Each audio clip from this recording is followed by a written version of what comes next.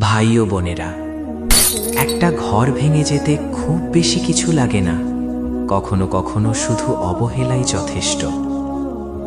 স্ত্রী যদি স্বামীকে সম্মান না দেয়, তার কথা গুরুত্ব না দেয়, তার কষ্ট বুঝতে না চায়, তাহলে সেই স্বামীর হৃদয় ধীরে ধীরে ভেঙে যায়।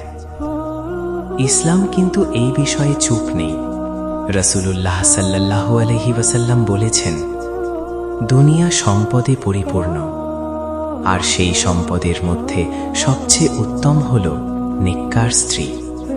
নেককার স্ত্রীকে, যে শুধু স্বামীকে ভালোবাসে না, বরং সম্মান করে, কথা শোনে, অবহেলা করে না। ভাই, স্বামী শুধু রিজিক আনে না, সে দায়িত্ব, চিন্তা, ক্লান্তি আর হাজারো চাপ নিয়ে ঘরে ফেরে। আর যখন ঘরে এসে অবহেলা পায়, তখন তার ভেতরের শক্তিটুকুও ভেঙে যায়। আবার শুনুন, ইসলাম স্ত্রীকে দাস বানায়নি, কিন্তু স্বামীর প্রতি সম্মান ও সহযোগিতাকে ইবাদত বানিয়েছে।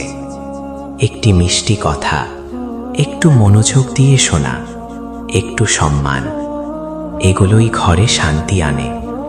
ভাই ও বোনেরা, যেখানে স্বামী স্ত্রী একে অপরকে অবহেলা করে না, সেখানে শয়তানের জায়গা থাকে না। চলুন আজ থেকেই আমরা বদলাই। অবহেলা নয়, সম্মান। রাগ নয়, বোঝাপড়া। কারণ একটি ঘর ঠিক হলে একটি প্রজন্ম ঠিক হয়ে যায়। আল্লাহ আমাদের দাম্পত্য জীবনে রহমত দান করুন।